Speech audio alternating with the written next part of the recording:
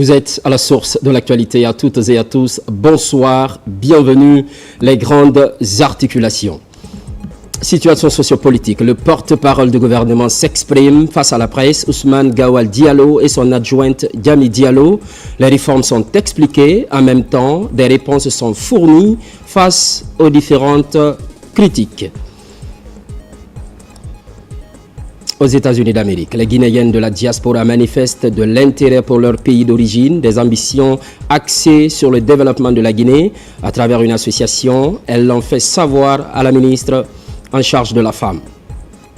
Renaissance des ballets africains de Guinée, offensive du département de la culture, l'appui des représentations diplomatiques est vivement sollicité, une mesure permettant de faciliter la mobilité des artistes à l'international. C'est tout pour les titres. À l'instant même sur ce plateau, Kadiatou Kaba avec moi pour le contenu de cette série de décrets. Décret D 2026-0065 PRG SGG portant nomination d'un officier supérieur à titre exceptionnel. Le président de la République, vu la Constitution, décrète, article 1er. Le médecin capitaine Suleiman Diakité, matricule 27584G, est nommé commandant à titre exceptionnel. Article 2. Le présent décret qui abroge toutes dispositions antérieures contraires prend effet à compter du 1er juin 2026, sera enregistré et publié au journal officiel de la République. Conakry, le 28 mars 2026, signé président Mamadi Doumbouya. Décret des 2026-66 PRG-SGG portant attribution de la médaille militaire or dans l'ordre national du mérite à titre posthume. Le président de la République, vu la Constitution, décrète. Article 1er. En reconnaissance de loyaux services rendus à la nation, la médaille militaire or de l'ordre national du mérite de la République de Guinée est décernée à titre posthume aux sous-officiers dont les prénoms et noms suivent. 1. Feu adjudant-chef Ibrahima Sori 1 Camara. 2. Feu sergent Kodjo Yaradouno, groupement des forces spéciales. 3. Feu caporal-chef cabinet Silla. Article 2. Le présent décret qui prend effet à compter de la date de sa signature sera enregistré et publié au journal officiel de la République. Conakry le 28 mars 2026, signé le président Mamadi Doumbouya. Décret D 2026-0067 PRG SGG portant nomination d'officiers généraux au grade d'officier dans l'ordre national du Colatier. Le président de la République, vu la Constitution, décrète. Article 1er. En récompense des éminents et loyaux services rendus à la nation pour la cause de la paix, le renforcement et l'élargissement des liens de coopération entre les peuples, le grade d'officier de l'ordre national du Colatier de la République de Guinée est décerné aux officiers généraux dont les prénoms, noms et fonctions suivent. 1. Général Amara Kamara, ministre secrétaire général de la présidence de la République. 2. Général Ahmed Mohamed Ouri Diallo, ministre de la Sécurité et de la Protection civile. 3. Général David Haba, directeur de cabinet du ministère de la Défense nationale. 4. Général Ibrahima Souri Bangoura, chef d'état-major général des armées. 5. Général Bala Samoura, haut commandant de la gendarmerie nationale et directeur de la justice militaire. Article 2. Le présent décret qui prend effet à compter de la date de sa signature sera enregistré et publié au journal officiel de la République. Conakry, le 28 mars 2026, signé président Mamadi Doumbouya. Décret des 2026-68 PRG SGG portant attribution de la médaille d'honneur du travail dans l'ordre national du mérite. Le président de la République, vu la Constitution, décrète. Article 1er. en récompense de leur dévouement, de leurs valeurs professionnelles et de leur contribution à la mise en œuvre du projet d'infrastructure ferroviaire et portuaire associé à l'exploitation des gisements de fer de Simandou, projet Simandou. La médaille d'honneur du travail est décernée aux officiers généraux dont les prénoms, noms et fonctions suivent. 1. Général Ahmed Mohamed Ouri Diallo, ministre de la Sécurité et de la Protection civile. 2. Général David Rabat, directeur de cabinet du ministère de la Défense nationale. 3. Général Ibrahima Sori Bangoura, chef d'état-major général des armées. 4. Général Bala Samoura, haut commandant de la gendarmerie nationale et directeur de la justice militaire. Article 2.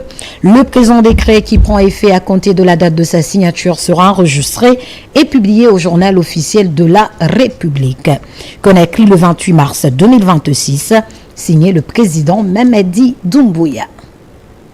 Décret D 2026-0069 PRG SGG portant attribution de la médaille militaire or dans l'ordre national du mérite. Le président de la République, vu la Constitution, décrète article 1er en reconnaissance de loyaux services rendus à la nation, la médaille militaire or de l'ordre national du mérite de la République de Guinée est décernée à l'officier supérieur commandant Dantili Moriba Keïta, commandant compagnie Cobra Noir. Article 2. Le présent décret qui prend effet à compter de la date de sa signature sera enregistré et publié au journal officiel de la République. Conakry, le 28 mars 2026, signé président Mamadi Doumbouya. Décret des 2026-70 PRG SGG portant attribution de la médaille militaire ordre or dans l'ordre national du mérite. Le président de la République, vu la Constitution, décrète article 1er. En reconnaissance de loyaux services rendus à la nation, la médaille militaire or de l'ordre national du mérite de la République de Guinée est décernée aux sous-officiers du groupement des forces spéciales dont les prénoms et noms suivent. 1. Lieutenant Fassiné Kamano. 2. Sous-lieutenant Yarouba Atito Konaté. Article 2. Le présent décret qui prend effet à compter de la date de sa signature sera enregistré et publié au journal officiel de la République. Conakry le 28 mars 2026, signé le général, le président Mamadi Doumbouya. Décret D 2026-0071 PRG SGG portant attribution de la médaille militaire or dans l'ordre national du mérite. Le président de la République, vu la Constitution, décrète article 1er. En reconnaissance de loyaux services rendus à la nation, la médaille militaire or de l'ordre national du mérite de la République de Guinée est décernée au sergent-chef Blaise Gizima, groupement des forces spéciales. Article 2. Le présent décret qui prend effet à compter de la date de sa signature sera enregistré et publié au journal officiel de la République. Conakry, le 28 mars 2026, signé président Mamadi Doumbouya. Décret des 2026-72 PRG SGG portant nomination de magistrats au grade de commandeur dans l'ordre national du mérite. Le président de la République, vu la Constitution, décrète. Article 1er. En reconnaissance d'éminents et loyaux services rendus à la nation, le grade de commandeur de l'ordre national du mérite de la République de Guinée est décerné aux magistrats dont les prénoms et noms suivent.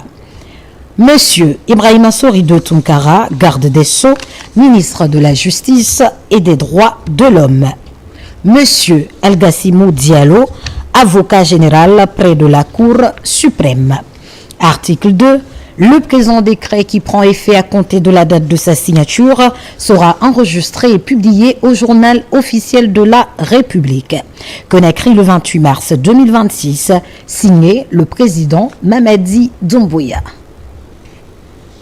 Décret D 2026-0073 PRG SGG portant élévation d'un haut cadre à la dignité de grand officier dans l'ordre national du Mérite, le président de la République, vu la Constitution, décrète, article 1er. En reconnaissance d'éminents et loyaux services rendus à la nation, notamment pour sa contribution à la mise en œuvre du projet d'infrastructures ferroviaires et portuaires associés à l'exploitation des gisements de fer de Simandou, projet Simandou, M.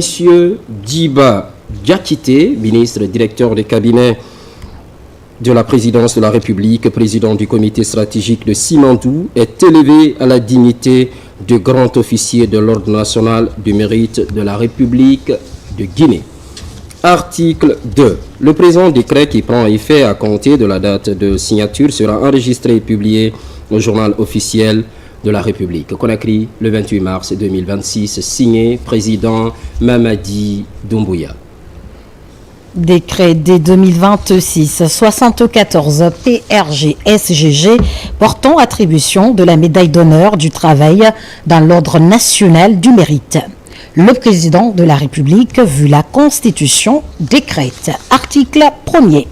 En récompense de leur dévouement, de leur valeur professionnelle et de leur contribution à la mise en œuvre du projet d'infrastructure ferroviaire et portuaire associé à l'exploitation des gisements de fer de Simandou, projet Simandou, la médaille d'honneur du travail est décernée aux recadres dont les prénoms, noms et fonctions suivent.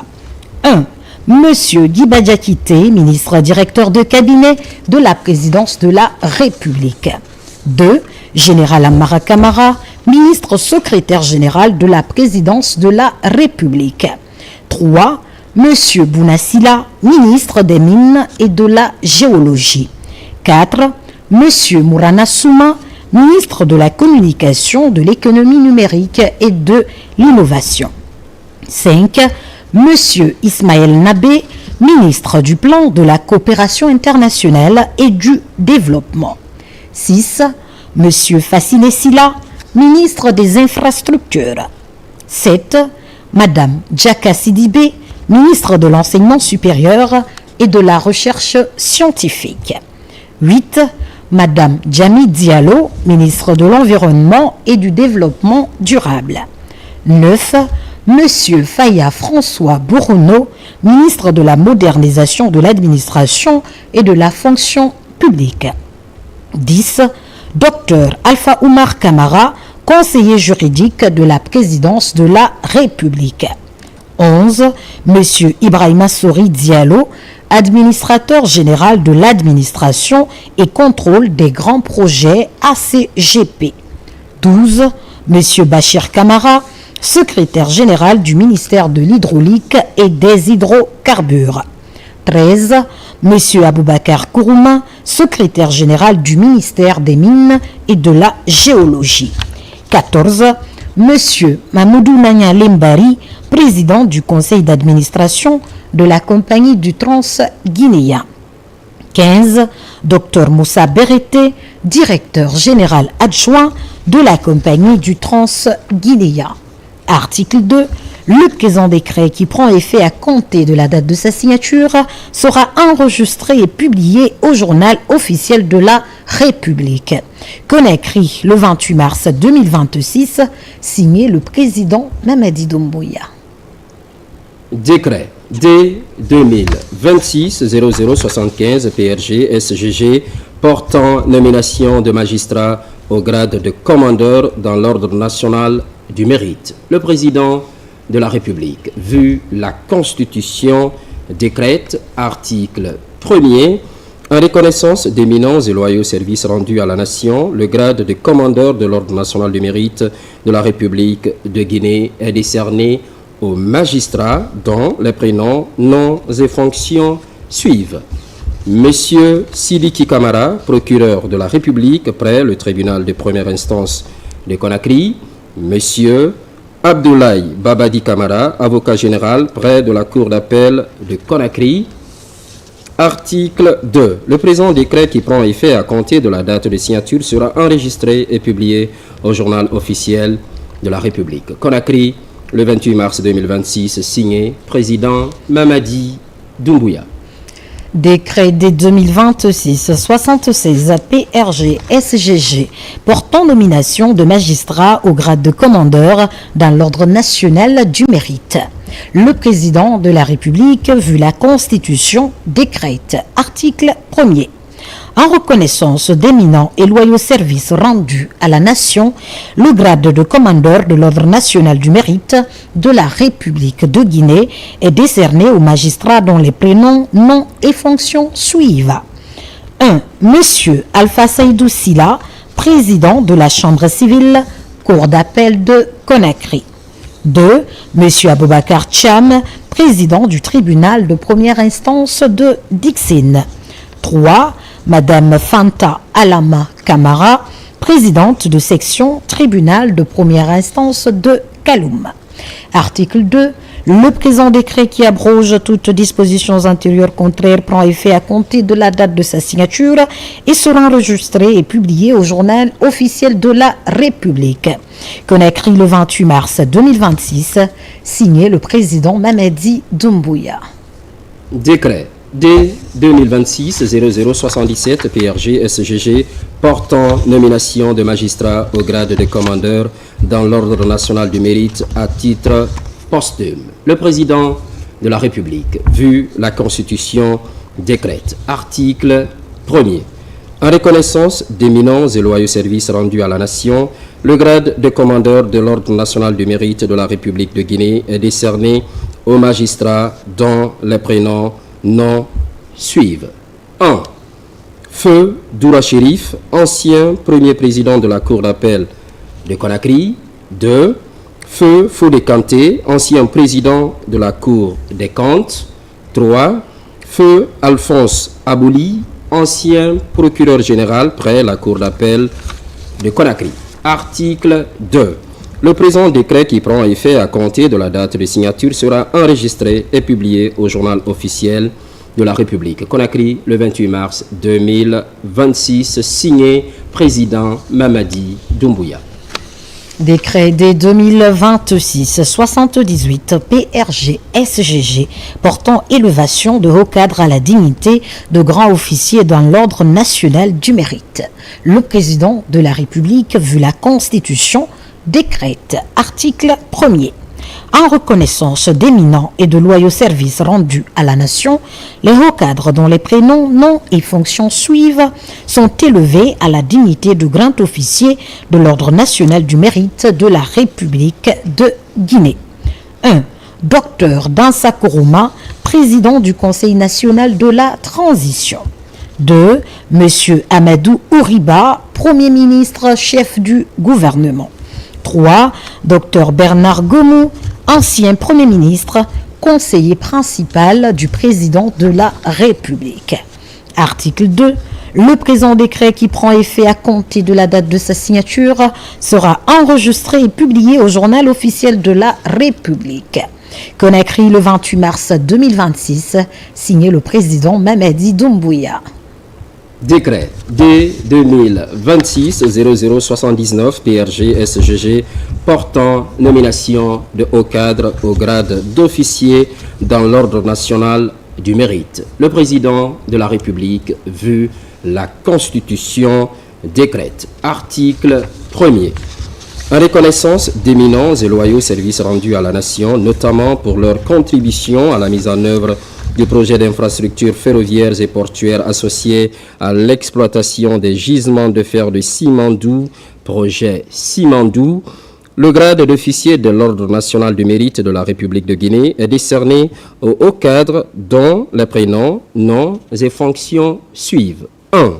Monsieur Bounassila, ministre des Mines et de la Géologie. 2. Madame Djami Diallo, ministre de l'Environnement et du Développement durable. 3. Monsieur Faya François Bourouno, ministre de la Modernisation de l'Administration et de la Fonction publique. 4. Docteur Alpha Oumar Kamara, conseiller juridique de la présidence de la République. 5. Monsieur Bachir Kamara, secrétaire général du ministère de l'Hydraulique et des Hydrocarbures. Article 2. Le présent décret qui prend effet à compter de la date de signature sera enregistré et publié au journal officiel de la République. Conakry, le 28 mars 2026, signé président Mamadi Doumbouya.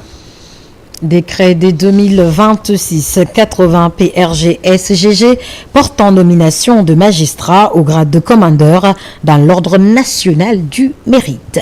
Le président de la République, vu la Constitution, décrète, article 1er. En reconnaissance d'éminents et loyaux services rendus à la nation, le grade de commandeur de l'Ordre national du mérite de la République de Guinée est décerné aux magistrats dont les prénoms, noms et fonctions suivent. Monsieur Ali Touré, procureur spécial près la Cour de répression des infractions économiques et financières, CRIEF. Monsieur Fallou Doumbouya, procureur général près la Cour d'appel de Conakry. Article 2. Le présent décret qui prend effet à compter de la date de sa signature sera enregistré et publié au journal officiel de la République. Conakry, le 28 mars 2026, signé le président Mamadi Doumbouya. Décret D 2026-0081 PRG-SGG portant nomination de haut cadre au grade de chevalier dans l'ordre national du mérite. Le président de la République, vu la Constitution, décrète. Article 1er. En reconnaissance d'éminents et loyaux services rendus à la nation, notamment pour leur contribution à la mise en œuvre du projet d'infrastructures ferroviaires et portuaires associés à l'exploitation des gisements de fer de Simandou, projet Simandou, le grade de chevalier de l'Ordre national du mérite de la République de Guinée est décerné aux hauts cadres dont les prénoms, noms et fonctions suivent. 1. Monsieur Aboubakar Kourouman, secrétaire général du ministère des Mines et de la Géologie. 2. Monsieur Mamoudou Nayalembari, président du conseil d'administration de la compagnie transguinéenne CTG. 3. Monsieur Ibrahima Sori Diallo, administrateur général de l'administration et du contrôle des grands projets ACGP. 4. Dr Moussa Berete, directeur général adjoint de la compagnie transguinéenne CTG. Article 2. Le présent décret qui prend effet à compter de la date de signature sera enregistré et publié au journal officiel de la République. Conakry, le 28 mars 2026, signé président Mamadi Doumbouya. Décret des 2026-82 PRG-SGG portant nomination de magistrats au grade de commandeur dans l'ordre national du mérite. Le président de la République, vu la Constitution, décrète. Article 1er. En reconnaissance d'éminents et loyaux services rendus à la nation, le grade de commandeur de l'Ordre national du mérite de la République de Guinée est décerné aux magistrats dont les prénoms, noms et fonctions suivent. Monsieur Fodé Bangoura, premier président de la Cour suprême. Monsieur Sidi Souleymane Ndiaye, procureur général près la Cour suprême. Monsieur Yaya Boiro, président de chambre, Cour suprême. Monsieur Alpha Salih Oubari, secrétaire exécutif du Conseil supérieur de la magistrature. Monsieur Mamadi Diawara, ancien procureur général après la Cour suprême, retraité. Article 2. Le présent décret qui prend effet à compter de la date de sa signature sera enregistré et publié au journal officiel de la République. Conakry, le 28 mars 2026, signé le président Mamadi Doumbouya. Décret D 2026-0083 PRG-SGG portant nomination de magistrats au grade de chevalier dans l'ordre national du mérite. Le président de la République, vu la Constitution, décrète. Article 1er. En reconnaissance d'éminents et loyaux services rendus à la nation, le grade de chevalier de l'Ordre national du mérite de la République de Guinée est décerné aux magistrats dont les prénoms, noms et fonctions suivent. 1. Monsieur Mohamed Fantagbe Diakité, chef de greffe près le tribunal de première instance de Dixine. 2. Madame Buntourabi Kamara, chef de greffe près le tribunal de première instance de Kindia. 3. Monsieur Tamba Ouendeno, chef de greffe près le tribunal de première instance de Bofa. 4. Mamadou Boy Bari, greffier près la cour d'appel de Conakry. Article 2. Le présent décret qui prend effet à compter de la date de signature sera enregistré et publié au journal officiel de la République. Conakry, le 28 mars 2026, signé président Mamadi Doumbouya. Décret des 2026-84 PRG-SGG portant nomination de hauts cadres au grade de chevalier dans l'ordre national du mérite. Le président de la République, vu la Constitution, décrète. Article 1er. En reconnaissance d'éminents et loyaux services rendus à la nation, le grade de chevalier de l'ordre national du mérite de la République de Guinée est décerné à M. Naini Tunkara, assistant à la direction générale des garages du gouvernement. Article 2. Le présent décret qui prend effet à compter de la date de sa signature sera enregistré et publié au journal officiel de la République. Conakry, le 28 mars 2026, signé le président Mamadi Doumbouya. Décret D 2026-0085 PRG-SGG portant nomination de hauts cadres à des postes de responsabilité. Le président de la République, vu la Constitution, décrète. Article 1er. Les hauts cadres dont les prénoms et noms suivent sont nommés dans les fonctions ci-après. 1. Monsieur Daouda Kanté, précédemment directeur national adjoint de la comptabilité matières et matériels au ministère de l'économie, des finances et du budget, est nommé directeur général de la Société navale de Guinée. 2. Madame Doussounabe, précédemment directrice générale de la Société navale de Guinée, est nommée directrice nationale adjointe de la comptabilité matières et matériels au ministère de l'économie, des finances et du budget. Article 2. Le présent décret qui abroge toutes dispositions antérieures contraires prend effet à compter de sa date de signature sera enregistré et publié au journal officiel de la République. Conakry, le 28 mars 2026, signé président Mamadi Doumbouya. Décret des 2026-86 PRG-SGG portant nomination de hauts cadres au ministère de la Santé et de l'Hygiène publique. Le président de la République, vu la Constitution, décrète. Article 1er. Les hauts cadres dont les prénoms et noms suivent sont nommés au ministère de la Santé et de l'Hygiène publique dans les fonctions ci-après. 1. Secrétaire général, Dr Mori Keïta, précédemment conseiller régional chargé des épidémies et des pandémies, région Afrique OMS. 2. Chef de cabinet, Dr Nomo Alfonso Pogomo, précédemment chef de projet santé à Expertise France. 3. Conseiller principal, Dr Sori Kondé, précédemment directeur général de l'Agence nationale de sécurité sanitaire. 4. Conseiller juridique, M. Mohamed Fofana, précédemment conseiller juridique de l'Université Gamal Abdel Nasser de Conakry. 5. Conseillère chargée des questions de coopération et de partenariat public-privé, Mme Saran Somparé, cadre supérieur de santé publique. 6. Conseiller chargé des questions de politique sanitaire et d'hygiène publique, Dr Souleymane Diakité, précédemment inspecteur régional de la santé et de l'hygiène publique de Farana. 7. Conseillère chargée de mission, Dr Fatoumata Batouli Diallo, précédemment consultante indépendante en santé publique. Article 2. Le présent décret qui abroge toutes dispositions antérieures contraires prend effet à compter de la date de sa signature et sera enregistré et publié au journal officiel de la République.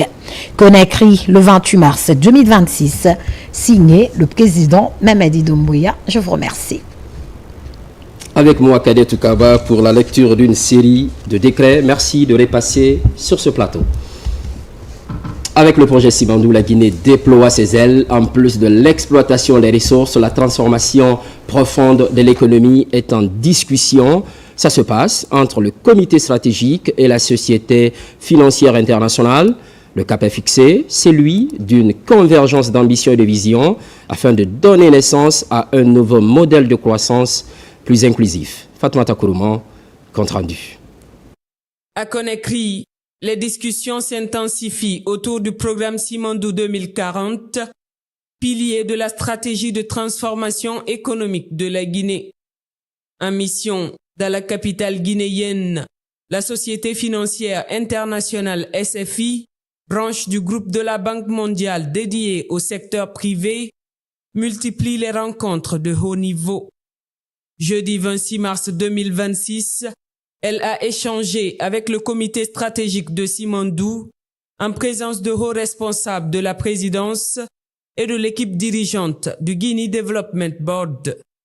La SFI affiche une ambition claire, bâtir un partenariat de long terme, renforcer les champions locaux, créer des emplois et capter l'intérêt croissant des investisseurs internationaux pour la Guinée. J'ai entendu parler de Simandou et j'ai traité de Simandou, j'ai parlé de Simandou, j'ai discuté Simandou et j'ai un peu respiré Simandou parce que c'est le meilleur dépôt au monde et c'est ça le potentiel de transformer, je ne dirais pas non seulement la Guinée, mais de transformer l'Afrique de l'Ouest.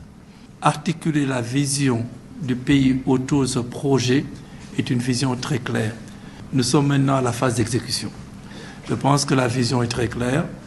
La Guinée a beaucoup de ressources, il faut les transformer et transformer de la meilleure manière pour rajouter la valeur ajoutée. Secondo, la Guinée ne veut pas être limitée au secteur minier, elle veut avoir une économie qui soit diversifiée et diversifiée pour être résiliente. Nous visons à créer un partenariat qui soit un partenariat sur le long terme. Ce n'est pas arriver, faire un prêt ici, faire un prêt là et repartir.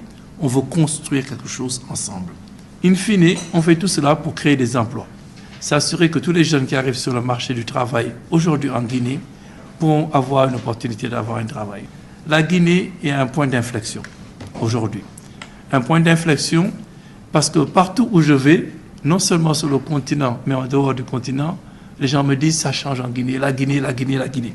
Face à ces engagements, le président du comité stratégique de Simandou, Djiba Diakité, a rappelé la vision du président de la République, son Excellence Mamadi Doumbouya.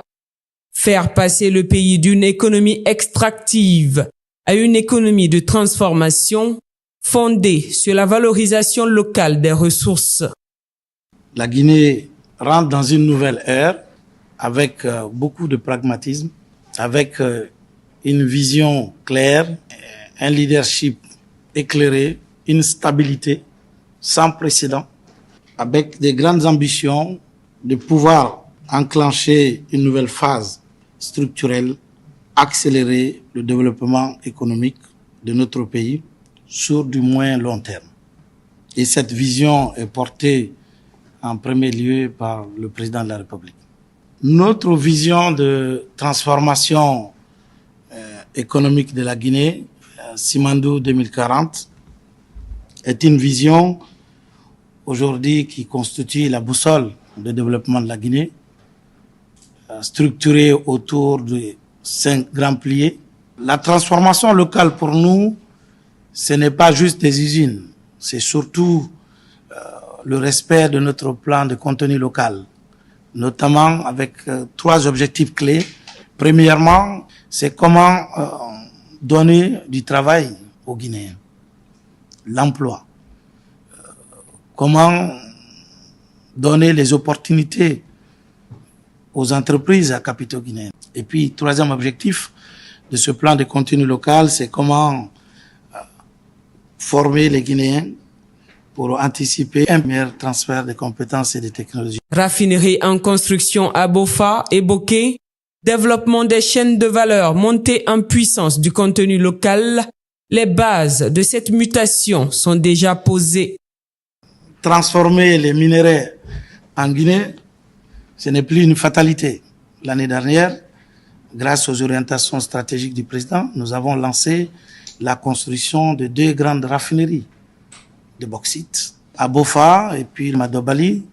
Nous continuons des échanges stratégiques avec le département des mines, mais également des partenaires stratégiques pour continuer à faire en sorte que la chaîne de valeur puisse augmenter en Guinée. Autre priorité, produire et exporter davantage de capital humain que de matières grises.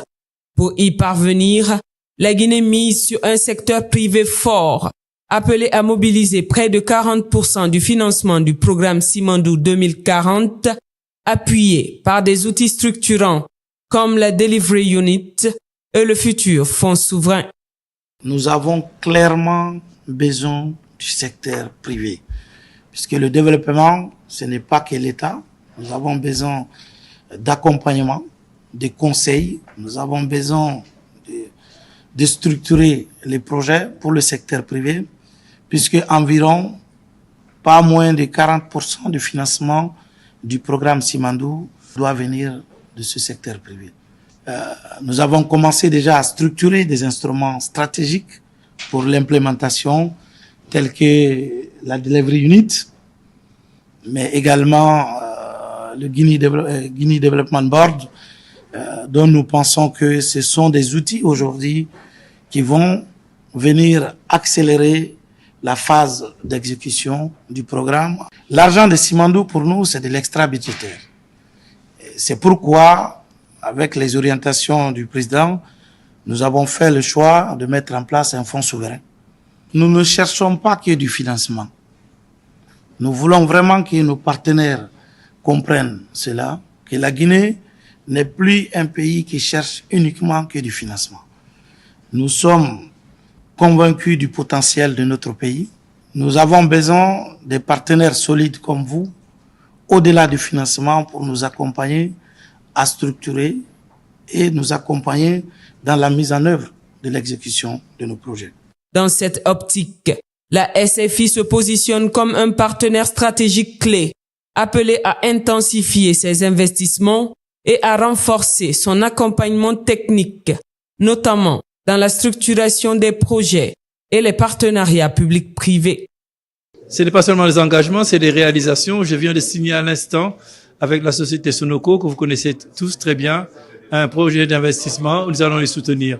Nous avons identifié également dans les conversations un certain nombre de nouveaux entrepreneurs que nous ne connaissions pas, que nous allons essayer de rencontrer. Nous croyons fondamentalement que le développement de la Guinée passera par l'appui donné aux champions locaux.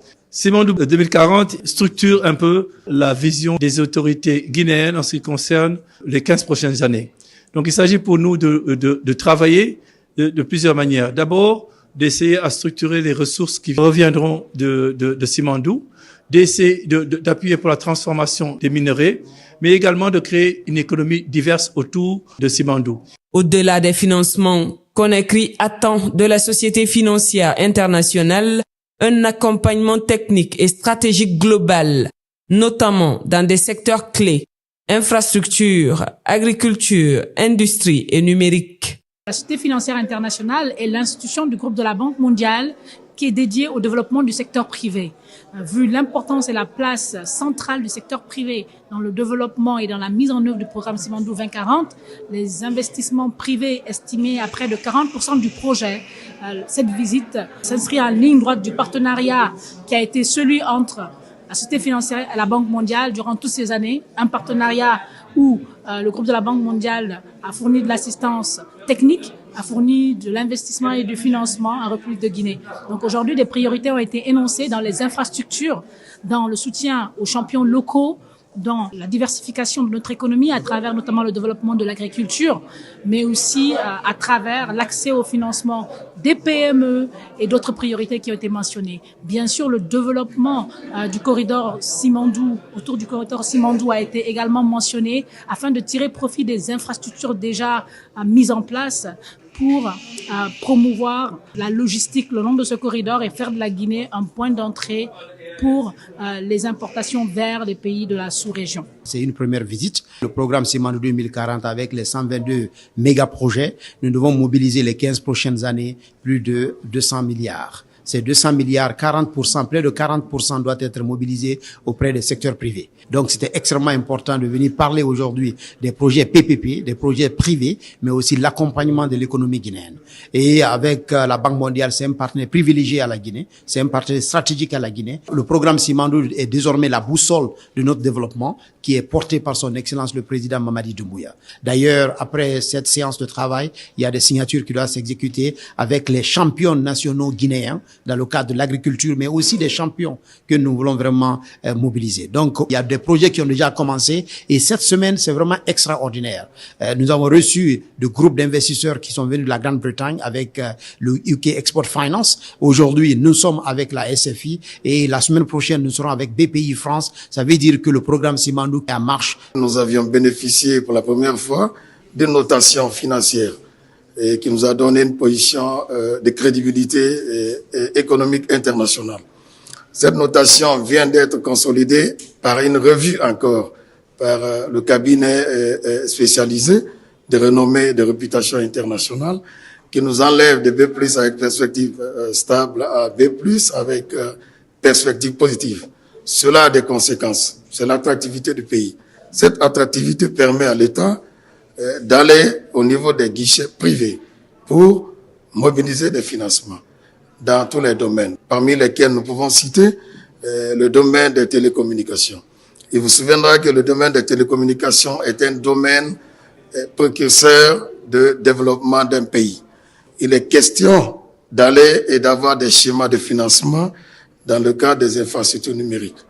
Par exemple, le câble sous-marin, nous devons être à même d'avoir une trajectoire pour avoir un nombre de câbles sous-marins comme les autres pays voisins. Cela permet d'être placé comme recherche de financement au niveau de la SFI.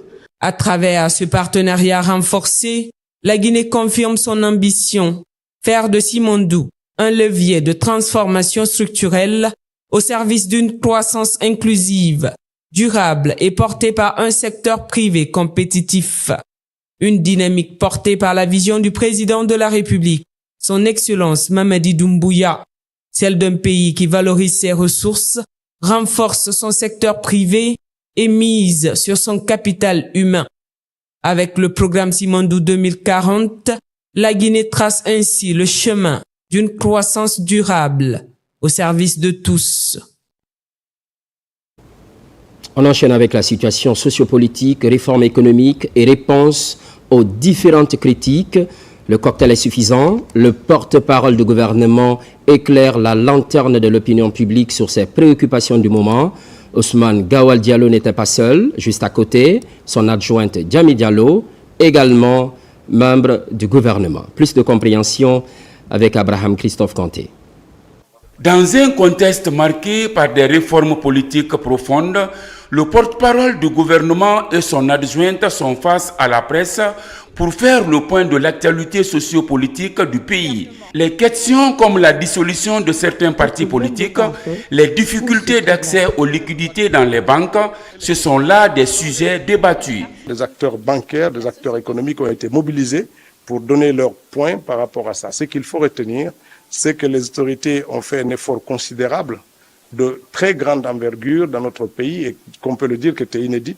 Pourquoi? Parce qu'on a fait la comparaison entre la mise à disposition des liquidités entre le premier trimestre 2025 et le premier trimestre 2026. En 2025, aux 3 premiers mois de l'année, 66 milliards en cash a été mis à disposition des banques. Cette année, pour la même période, près de 908 milliards de francs ont été débloqués vis-à-vis des banques. Vous comprendrez, c'est quelque chose quand même qui est étonnant.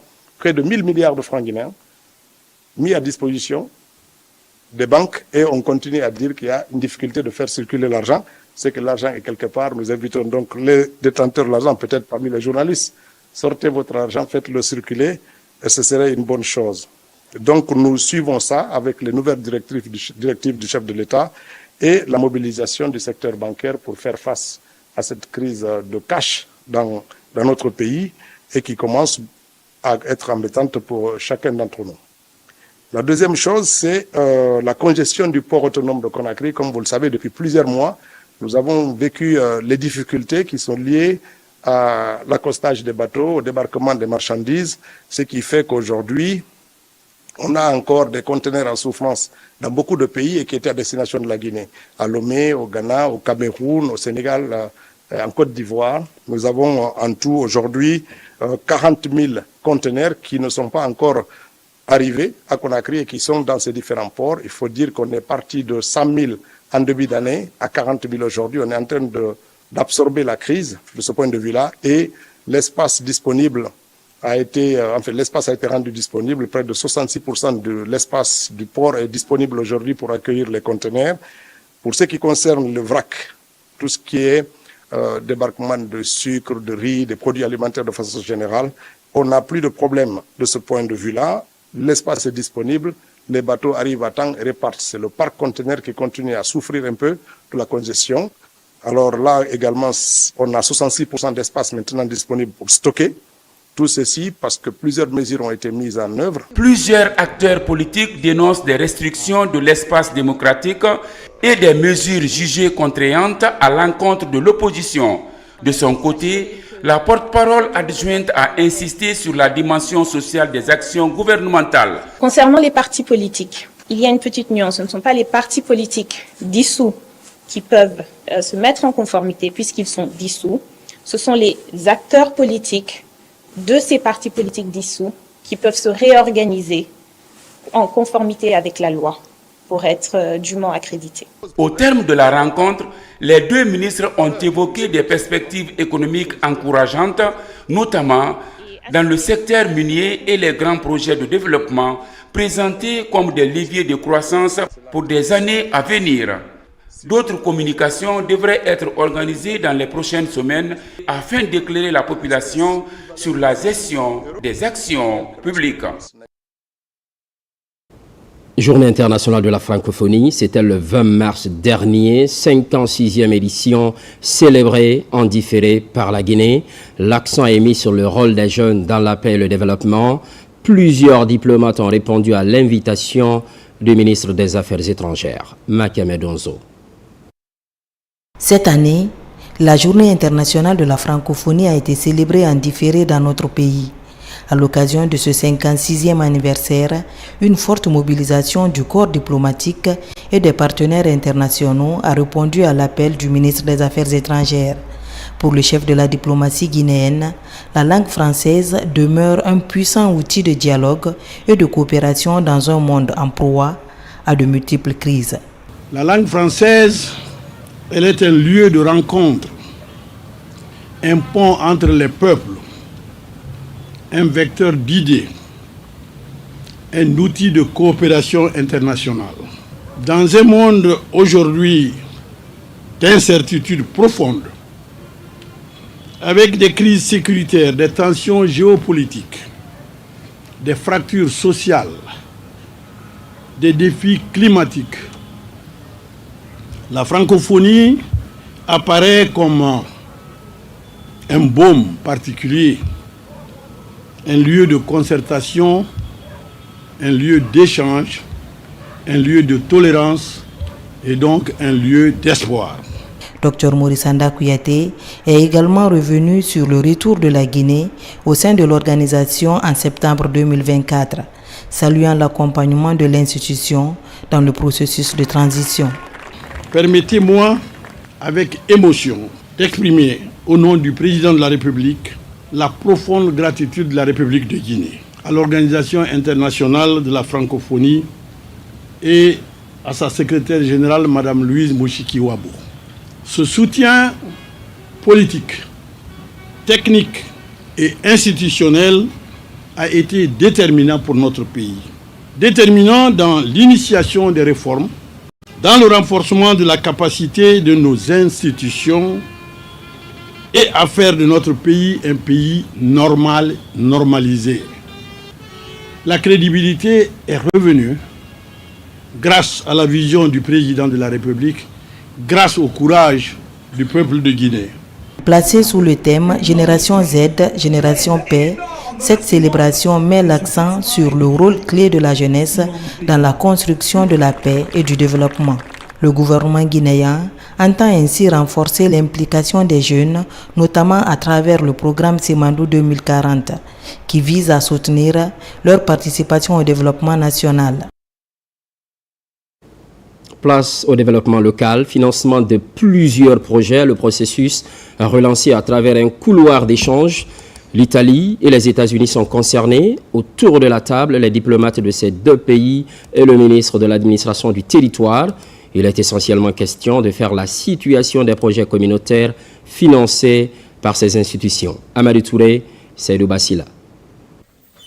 La relance et la facilité d'exercice pour le personnel des programmes de projets communautaires financés par l'Italie et les États-Unis en Guinée, le renouvellement des conventions et s'enquérir de l'évolution des différents frontaliers entre la Guinée et certains pays voisins comme le Libéria et la Sierra Leone étaient entre autres sujets abordés par le ministre de l'administration du territoire et de la décentralisation et ses diplomates italiens et des États-Unis en Guinée. On a assuré que tous les projets de coopération italiens en Guinée sont implémentés par tous les partenaires qui sont officiels, les ministères guinéens, les agences des Nations Unies, les ONG italiennes et leurs partenaires locaux, dans un cadre de respect des lois. En Guinée, on a nos priorités sont liées au contrôle des frontières,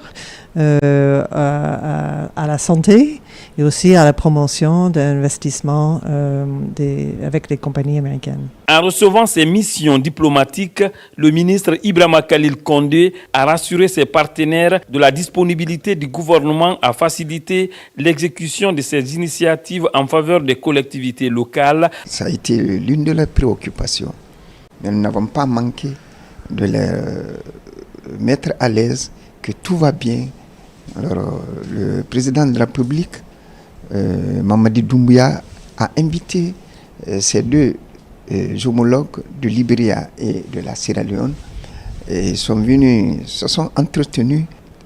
Nous avons donné, n'est-ce pas, la certitude que tout va excellemment bien dans nos frontières. Ces différentes rencontres augurent la mise en exécution d'un programme dynamique de développement et d'émergence des collectivités locales, comme ambitionné par le président de la République, son Excellence M. Mamadi Doumbouya, en faveur des zones rurales. Coopération bilatérale, forum d'affaires France-Guinée, événement prévu ce 31 décembre. Il est conjointement organisé par BPI France et le ministère du Plan. Au cours d'un point de presse, l'ambassadeur de France réaffirme l'engagement de son pays à travailler avec les autorités guinéennes dans le cadre de Simandou 2040. Moussa Bangoura. La France réaffirme son engagement à travailler avec les autorités guinéennes pour mieux accompagner le programme de développement socio-économique. L'annonce est faite par l'ambassadeur de France en Guinée au cours d'un point de presse organisé à sa résidence à La Minière. Il était question de clarifier les termes de partenariat qui lient les deux pays selon le programme Simandou 2040 qui ouvre la voie aux investisseurs. Nous avons écouté très attentivement le discours du Premier ministre qui déclinait les 5 piliers de la stratégie Simandou et qui indiquait les projets et les réformes dans chaque secteur. Nous, évidemment, on est déjà présents, mais on va s'aligner encore plus sur des priorités, puisqu'on parle d'État à État. Mais encore une fois, c'est les États stratèges. Après, il va y avoir une implication du secteur privé guinéen et du secteur privé international. Pour mieux concrétiser ce partenariat, l'ambassade, à travers BPI France, compte organiser ce 31 mars un forum d'affaires avec le ministère du Plan et de la Coopération internationale. À cette rencontre de haut niveau, 50 entreprises françaises et près de 500 entreprises guinéennes et de la sous-région seront au rendez-vous. Ce forum d'affaires est l'occasion de dire que la France, comme d'autres pays, sont prêts à mobiliser son secteur privé pour venir répondre aux politiques publiques qui vont être lancées dans le cadre de la stratégie Simandou 2040. L'enjeu est d'accompagner l'État guinéen en vue de favoriser de nouvelles pistes de coopération dans les domaines industriels, agricoles, financiers, et technologique. Modernisation de l'administration publique. La Direction générale des impôts organise une session de formation à l'endroit de ces cadres. Pendant 3 mois, quelques 105 agents seront outillés sur les référentiels de l'administration publique guinéenne, l'éthique professionnelle et la rédaction administrative. Mamadi Terna Kamisoko. Dans cette salle, prend forme une collaboration d'envergure entre 2 institutions stratégiques de l'État guinéen, la Direction générale des impôts et l'École nationale d'administration ENA de Guinée. Au cœur de ce partenariat, un ambitieux programme de renforcement de capacité destiné à 105 agents et cadres de l'une des principales régies financières de l'État. Cette formation sur l'éthique, la déontologie, va vous outiller et sensibiliser l'ensemble des cadres sur la nécessité pour nous d'être neutres. Les efforts de modernisation, de digitalisation de vos services et d'amélioration de la gouvernance traduisent une vision claire et ambitieuse au service de la mobilisation des ressources publiques et du développement de notre pays. Donc la formation que nous lançons aujourd'hui s'inscrit pleinement donc dans cette dynamique. Au-delà de l'appropriation des textes juridiques, les modules dédiés à la communication et à la rédaction administrative retiennent particulièrement l'attention. Les participants apprendront à structurer efficacement leur écrit professionnel, à améliorer la qualité de leur correspondance et à adopter une communication plus claire dans l'exercice de leurs fonctions. À travers cette initiative, Monsieur le ministre réaffirme sa conviction que la transformation de notre administration passe avant tout par la qualité des ressources humaines, mais aussi par la promotion des valeurs fortes telles que la rigueur, la transparence et le sens du service public. À travers cette initiative, la Direction générale des impôts et l'ENA de Guinée entendent renforcer les compétences de leurs cadres avec en ligne de mire une meilleure mobilisation des recettes fiscales ainsi que la promotion de la transparence et de la bonne gouvernance. Développement de la Guinée, des voix féminines s'élèvent aux États-Unis d'Amérique. Ce sont des compatriotes qui comptent participer au processus, même en étant très loin du pays. Cette association s'est confiée à la ministre en charge de la femme lors de son récent séjour à New York. Mohamed Kamara. En séjour de travail à New York, à l'occasion de la 70e session des Nations Unies sur la condition de la femme, Patricia Adeline Lama, la ministre en charge de la promotion de la femme, rencontre la plateforme de la diaspora guinéenne des États-Unis d'Amérique. L'ambition de ces femmes de la communauté guinéenne est de faire la promotion de l'autonomisation de la gente féminine une réalité.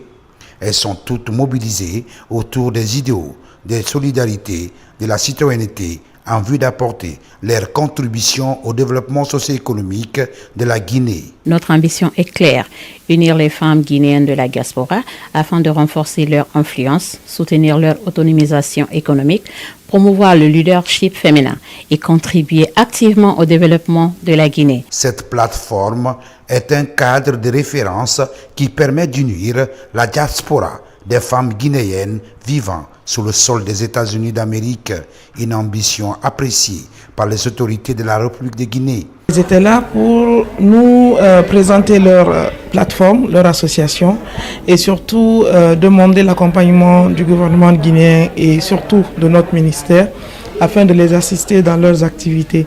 Donc nous avons réitéré l'engagement du gouvernement guinéen à les accompagner à travers mon ministère. Et surtout passer les remerciements du président de la République, M. Mamadi Doumbouya, par rapport à tout ce qu'elles ont fait comme mobilisation, comme accompagnement au niveau de New York. Le principal défi de ce groupe de femmes, même étant loin du pays, est de soutenir la promotion de leadership féminin partout où la Guinéenne est présente. Retour au Bercail, on fonce en milieu rural, abandon de l'excision et du mariage d'enfants. Une déclaration publique vient de confirmer cet engagement. Nous sommes à Wankifon, préfecture de Koya. C'est une forme de sensibilisation pilotée par la fédération Mounafani de Kindia en collaboration avec l'UNICEF. Ali Badara Kondé. La commune rurale de Wankifon constitue la troisième étape de la campagne de sensibilisation sur les violences basées sur le genre. Ici, autorités locales, membres de la fédération Mounafani de Kindia et population se sont fortement mobilisés pour l'occasion.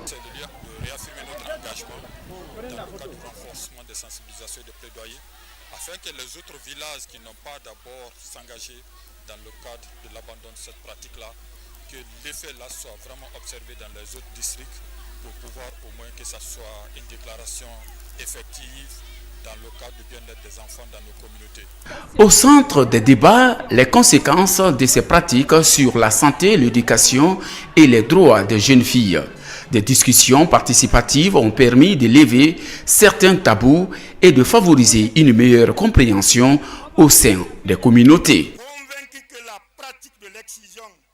Et du mariage d'enfants expose les filles et les femmes à des dangers. Par conséquent, nous nous engageons à mettre en œuvre ce qui suit dans notre différentes communautés. 5 villages ont décidé de mettre fin à la mutilation génitale féminine. Et à l'occasion, elles ont mis à notre disposition ce couteau qui servait à l'excision. Nous avons demandé à la population et à ces femmes qui pratiquaient l'excision qu'à compter d'aujourd'hui, nous allons veiller pour que cette pratique prenne fin. Ces séances de sensibilisation sont mises en œuvre par la Fédération Mounafani de Kindia avec l'appui technique et financé par l'UNICEF dans le but de protéger les droits des enfants et promouvoir leur bien-être. On ne change pas de sujet. Lutte contre les mutilations génitales féminines dans la commune de Matam. Un serment solennel est pris pour l'abandon des MGF et cela de façon définitive. Une volonté affichée par plusieurs quartiers et secteurs. Son assaillant. À Togiwondi, dans la commune de Matam, autorités locales, leaders religieux et populations sont mobilisés autour d'une déclaration publique d'abandon des mutilations génitales féminines, une pratique encore largement répandue en Guinée. L'initiative s'inscrit dans le cadre du projet visant à accélérer le changement des normes sociales pour promouvoir l'abandon des MGF dans la région de Conakry. Grâce aux efforts noirs de l'ONG, Tostan et ses partenaires UNICEF, à cet égard, nous prenons l'engagement ferme de dénoncer toute pratique de l'excision et du mariage aux autorités compétentes. L'organisation de cette journée mettra d'une part en évidence l'interpellation des autorités politiques, les acteurs sociaux à tous les niveaux, en vue de mettre chacun devant ses responsabilités pour une prise de conscience collective, afin de mettre fin à cette problématique de VBG, y compris les mutilations génitales féminines. La rencontre est marquée par la lecture et la signature du serment d'abandon par les autorités. Des échanges ont aussi lieu avec des jeunes filles non excisées, symbole d'une évolution progressive des mentalités au sein des communautés. En décidant de protéger vos filles des complications physiques et physiologiques liées au MGF, vous devenez des modèles pour toute la communauté. L'UNICEF sait que l'abandon d'une coutume ne fait pas par la contrainte. On va essayer de mettre les comités de surveillance dans ces quartiers, dans ces secteurs, bref, dans ces localités qui ont déclaré aujourd'hui publiquement qu'ils abandonnent l'excision et les mariages dans les enfants au niveau de leur comité, au niveau de leur famille, au niveau de leur secteur. À Matam, cette déclaration marque une avancée significative. Le défi reste désormais de traduire cet engagement à un changement des mentalités. Mars, mois de la femme. Le temps s'épuise et il faut profiter des derniers instants en renforçant la lutte contre la mortalité maternelle et infantile. Des kits hygiéniques sont offerts au centre de santé Bernard Kouchner et celui de Ratoma. Assistance de l'ANAIM, Agence nationale d'aménagement des infrastructures minières. Aboubakar Djabi. À l'occasion de la célébration du mois de la femme, l'Agence nationale d'aménagement des infrastructures minières s'active sur le terrain en octroyant un important lieu de kit au centre de santé communautaire Bernard Kouchner de Corentin et de Ratoma. L'initiative vise à lutter contre la mortalité maternelle et infantile tout en favorisant la prise en charge des femmes et des nouveau-nés. La Naïm obéit à un des piliers de Simandou, qui est la santé. C'est pour ça que nous sommes là aujourd'hui. Je demande à tous, étant médecins, de suivre la déontologie et de travailler correctement. Par cette assistance, l'ANAïM entend faciliter l'accès des populations aux soins de qualité pour sauver des vies. Ces bénéficiaires accueillent l'action avec enthousiasme pour minimiser les risques d'infection. Il n'y a rien ici qu'on ne peut pas utiliser à la maternité. Le soin est très, très bien fait. Nous les rassurons et dès l'instant, je vais me mettre à la tâche. Nous, on va partager à toutes les femmes qui sont là et nous allons compter le reste. Pour une période, toute femme qui mettra à pied en état, en consultation ou pour l'accouchement aura sa part. Je suis très, très, très heureuse et contente aussi de vous avoir, de nous honorer ce matin avec cette joie. Et très heureuse aussi de voir mon prince dans mes deux bras. Merci beaucoup, je vous félicite tellement. Merci beaucoup. En apportant cette assistance, un kit hygiénique et un jouet pour enfants, la direction générale de l'ANAïM continue de poursuivre ses actions en faveur des femmes guinéennes. Dans les jours à venir, elle entend démultiplier ce genre d'initiatives en vue de renforcer les capacités des structures sanitaires publiques pour une meilleure prise en charge des femmes et des nouveau-nés. Dans la commune de Lambaye, quartier Yembéa précisément, remise d'un important lot de matériel informatique ainsi que de jeux de maillot. C'est en direction des élèves en situation difficile. Mohamed Chérif Kamara. Cette cérémonie de remise de dons s'est tenue au groupe scolaire anglais Conakry Reliance, situé à Yembéa dans la commune de Lambaye. Elle est une initiative de l'ONG Les Frères Unis, engagée depuis plusieurs années dans l'accompagnement des enfants déshérités, notamment par la prise en charge de leurs frais de scolarité. À cette occasion, des outils informatiques et des jeux de maillot ont été remis aux élèves bénéficiaires. On est tellement contents, plus que le mot même, on ne sait même pas quoi dire aux ONG qui nous a pris notre enfant en charge. Donc, ce n'est pas aujourd'hui qu'ils sont commencés, ça fait très longtemps qu'ils sont commencés. C'est eux qui payent leur scolarité et font le cadeau chaque année. Que Dieu donne la santé et la possibilité à l'ONG. En mois de novembre, nous les avons reçus ici. Ils ont décidé d'accompagner certains de nos élèves. Donc, ils ne sont pas à leur premier geste. C'est le lieu de dire merci. Pour l'année scolaire 2025-2026, l'initiative a été élargie à d'autres élèves de l'établissement, au-delà des bénéficiaires habituels. L'objectif est de soutenir les familles en difficulté et de redonner espoir aux enfants démunis.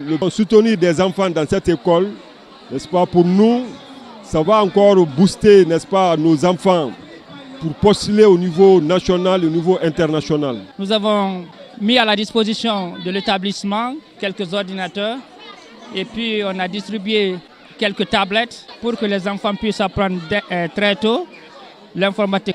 En marge de l'activité, l'ONG a également procédé au paiement de reliquats des frais de scolarité des élèves pris en charge. Une action qui témoigne de son engagement constant en faveur de l'éducation, notamment pour les enfants issus de milieux défavorisés en Guinée. Éducation, littérature, Salon des bouquinistes de Guinée, c'est la 2e édition cette année. Thème retenu, livres et citoyenneté, le bouquiniste, acteur de paix et de cohésion sociale. La démarche est fédératrice et encourage le professionnalisme. Mounir Bari. Cette 2e édition du Festival des bouquinistes de Guinée se veut innovante. Les acteurs du secteur du livre mettent les bouchées doubles pour promouvoir la culture, la science et l'éducation. L'occasion est mise à profit par ces vendeurs de livres, auteurs, éditeurs, élèves, étudiants et enseignants-chercheurs de se retrouver. Au-delà des expositions et ventes de tables rondes, de panels et conférences scientifiques sont axés sur l'importance du livre. Ici, c'est la culture qui est là. Donc nous invitons les élèves, les étudiants à venir vraiment voir l'exposition que nous avons faite, surtout ce que les bouquins, quand vous sortez au dehors, vous allez voir les élèves, les livres exposés. Nous faisons vraiment la promotion de la lecture. Recevoir un festival des bouquinistes au sein du CCFG, je pense que c'est le même travail et nous visons les mêmes objectifs, la promotion de la lecture au niveau des jeunes. Le Centre culturel franco-guinéen a servi de cadre à cette deuxième édition du Festival des bouquinistes de Guinée, une rencontre culturelle et éducative qui mobilise les élèves de Kaloum, Dixine, Matoto et Ratoma. Je suis venu ici pour assister. Le livre.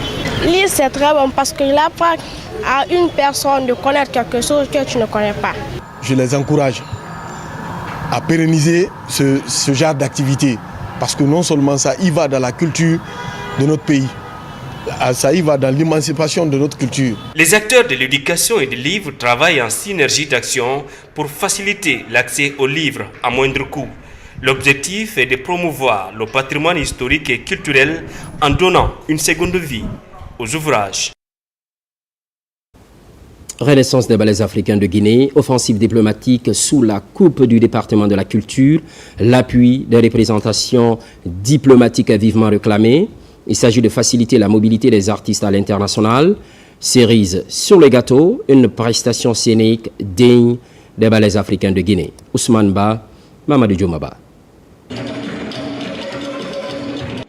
Un spectacle époustouflant teinté de toutes les couleurs, marquant la renaissance des ballets africains de Guinée en léthargie depuis une vingtaine d'années.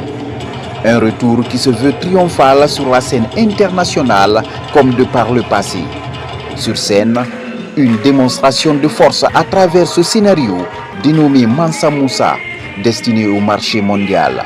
Le ministère de la Culture a convié toutes les représentations diplomatiques accréditées en Guinée pour solliciter leur appui.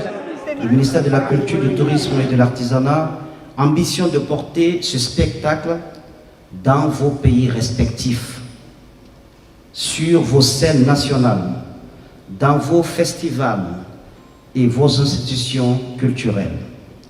Nous comptons sur votre appui, votre engagement pour faciliter la réalisation de tournées internationales qui feront des ballets africains de Guinée, une fois encore, les ambassadeurs de la culture africaine dans le monde. Sur scène, percussion, chorégraphie, chant et danse avec des empreintes indélébiles dignes de la marque des ballets africains de Guinée.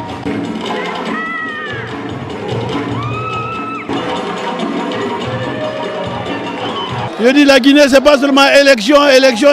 La Guinée, c'est surtout culture et culture. Et vous avez vu, déjà il y a 2 invitations qui sont tombées. L'Inde et l'Algérie. Et d'autres m'ont soufflé qui vont préparer ça. Le Sénégal aussi. Je félicite la Guinée pour ce troupe, pour cette performance.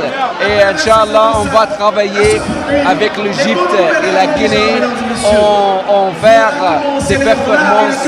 Ce retour des ballets africains de Guinée est un nouveau départ dans la voie de la perpétuation du rêve de Keita Fodeba qui a créé le groupe en 1948 avec l'espoir de hisser très haut la culture guinéenne sur la scène mondiale.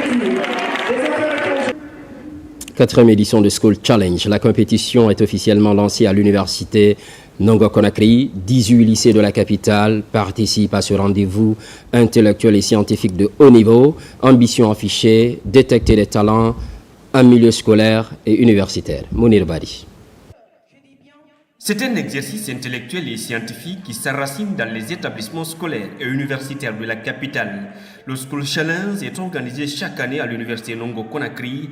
Il vise à dénicher des talents, promouvoir l'excellence académique et à participer à la formation d'une élite guinéenne au service du développement durable du pays. au-delà même des compétitions, on les prépare vraiment à affronter le bac. À travers quoi? À travers ces débats contradictoires, à travers l'art oratoire, et puis pour vraiment qu'ils aient la confiance en soi et la maîtrise vraiment des thématiques. Pour cette 4e édition, 18 lycées de la capitale guinéenne participent à la compétition. Au menu de la rencontre, slam, concours en art oratoire ou encore la culture générale. La cérémonie a connu une grande mobilisation des élèves, étudiants, encadrants et enseignants-chercheurs. On ne perd jamais quand on assiste à ce genre de compétition. On en ressort toujours gagnante. Je trouve que c'est une compétition instructive, c'est bon. Pour nous, surtout ceux qui font aussi les examens comme le bac, comme c'est le lycée qui est concerné, ça nous enrichit et ça nous remonte notre confiance en nous. Le School Challenge est une compétition qui réunit beaucoup de lycées de la capitale autour d'un objectif, celui de valoriser le talent des élèves, où ils doivent compétir dans 3 rubriques, le débat, la culture générale et le slam. Chaque année, nous mettons les bouchées doubles pour nous rassurer que nos objectifs fixés seront atteints. Nous avons mis en place une équipe technique externe qui est venue appuyer cette équipe interne. C'est déjà la nouveauté de cette année. Durant la compétition, plusieurs élèves venant de 18 lycées se sont démarqués. Pour encourager le mérite, promouvoir la science et l'excellence académique en milieu scolaire et universitaire, les meilleurs ont été récompensés. Sport foot, le Sili national de Guinée, invincible. Un nul arraché hier face aux éperviers du Togo du côté du Maroc. Résultat apprécié par le sélectionneur qui ne veut plus jouer ses matchs à l'extérieur devant les hommes de médias. Paul Duarte adresse une doléance aux autorités de Conakry pour accélérer les travaux d'homologation des différents stades. Moussa Komara, Mangamori Kamara, envoyé spéciaux. Dans ce choc, pas de victoire entre le Sili national et les éperviers du Togo. Mais dès l'entame du jeu, les Togolais affichent leur intention. Pressing, récupération et volonté de jouer vers l'avant. La domination est palpable. À la 25e minute, le Togo obtient un pénalty transformé par son numéro 10. Les occasions s'enchaînent dans les 2 camps. Au retour des vestiaires, le sélectionneur guinéen opère 4 changements à la fois pour chercher l'équilibre. Grâce à une erreur défensive, le Togo obtient un second pénalty qui sera marqué à la 83e minute par son numéro 7. Dans la foulée, le Sili national sort dans sa zone de confort, confirme ses qualités et son organisation collective. À la 85e minute, Mamadi Cissé réduit les scores par une frappe puissante. Très agressif, le Sili garde le contrôle. À la 90e minute, l'inévitable Serhou Guirassy égalise par un coup de tête. Score final, 2 buts partout. On n'a pas bien commencé, c'était carrément un day off. Mais voilà, en deuxième mi-temps, on a su accélérer le jeu et le mettre en difficulté. Je pense que l'arbitre, à un moment, il était un peu sévère aussi au niveau du penalty. Mais voilà, c'est des trucs qu'on prend en compte et on va essayer de voir rectifier ce qui n'a pas été fait. La Guinée est sur une série de 7 matchs sans défaite. Même si dans ce match, il y a eu des erreurs défensives. On sait qu'il y a des erreurs qu'on commet avant, surtout dans le placement de duels individuels sur notre latéraux qu'aujourd'hui on ne commet pas cette erreur. On fait de tout pour arrêter le contre-attaque de l'adversaire. Le joueur commence à savoir qu'est-ce que je veux dans le processus offensif, mais quand on n'a pas la balle, comment on doit réagir. On a toujours une évolution. Sans stade homologué, le Sili joue ses matchs amicaux et officiels à l'extérieur sans son public. On a besoin de jouer chez nous. On a besoin de jouer à Guinée. Le public a besoin de voir match en Guinée. La qualification pour la CAN se fait en Guinée. Ce n'est pas au Maroc, avec respect au Maroc, j'adore, qui a des terrains fantastiques, mais ici, il n'y a pas de public. Prochain match du Sili national, ça sera contre le Bénin, le 30e mars